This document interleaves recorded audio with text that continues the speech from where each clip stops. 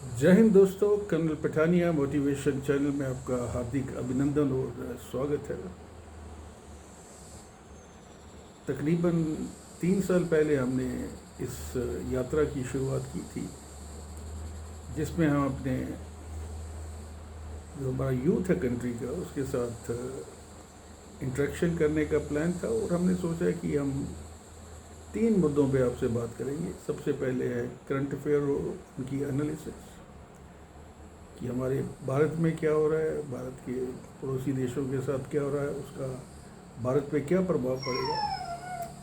इसके अलावा हम मोटिवेशन और लीडरशिप से संबंधित जो एस्पेक्ट्स हैं उनके बारे में भी आपसे शेयर करते रहते हैं। और मुझे खुशी है आपके साथ ये शेयर करते हुए कि हमारी फैमिली की स्ट्रेंथ जो है वो 521 हो गई है। आज हम बात करेंगे एक बहुत ही इम्पॉर्टेंट हैपनिंग के बारे में जो कुछ दिन पहले हुआ। पिछले महीने की 22 तारीख को पाकिस्तान स्पॉन्सर्ड टेररिज्म में 26 मासूम टूरिस्ट की हत्या की गई। और ये साजिश जो थी, इसके तार पूरी तरह से पाकिस्तान के चीफ ऑफ आर्मी स्टाफ, जिनको अभी इसका इनाम भी मिल गया, वो फील्ड मार्शल बन गया है, उनको जाता है। पिछले 36 साल से कश्मीर के अंदर पाकिस्तान अपना ऑपरेशन टोपैक चला रहा है, जिसका उद्देश्य है to make India bleed in 1000 years.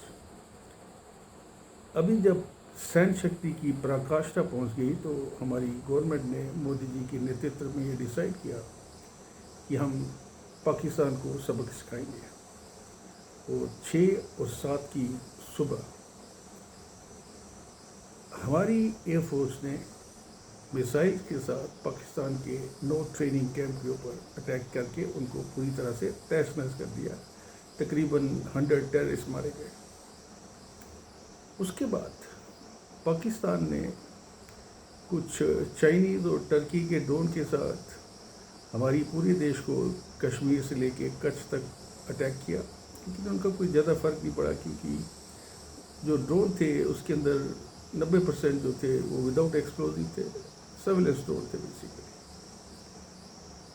उसके एवज में अगले दिन भारत ने पाकिस्तान की 15 एयर बेसिस को तहस नहस कर दिया।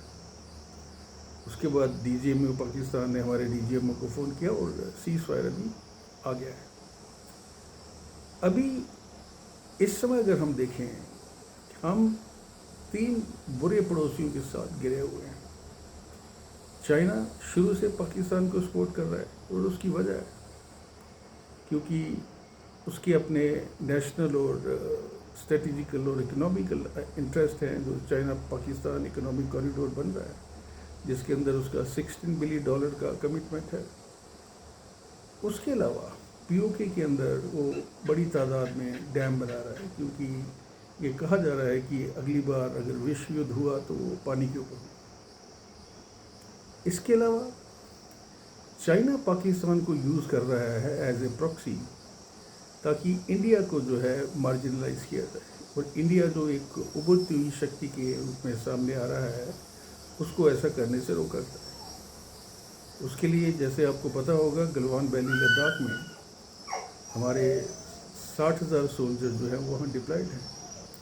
और 2019 में जब साइचन की जिक्र आया था, तो हम वहाँ पर हर दिन ट्रुप्स की मेंटेनेंस के लिए, अपकीप के लिए 5 करोड़ रुपया खर्च कर रहे हैं। वो एक ब्रिगेड की स्ट्रेंथ थी।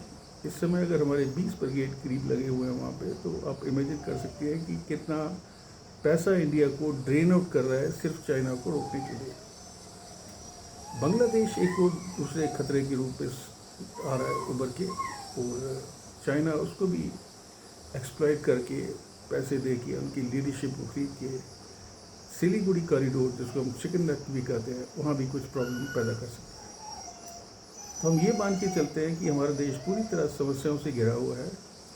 और जहाँ तक पाकिस्तान का ख्याल है, वो भी चाइना उनको पूरी तरह एम्पावर कर रहा है।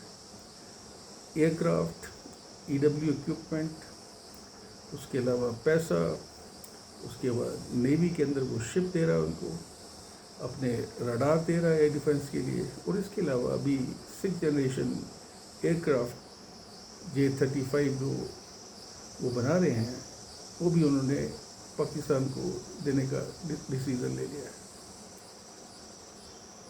आने वाले दिनों में हमारी समस्याएं बढ़ती जाएंगी, बट हमें कोई डाउट नहीं है कि भारत एक सक्षम देश है और जो भी खतरा हो उसका खुल के सामना करना पड़ेगा और उसके लिए वो काबिल है। Wishing you all the best. हमारे चैनल को सब्सक्राइब कीजिए और हमें अपने कमेंट्स दीजिए, will be grateful to you. Thank you. जय हिंद।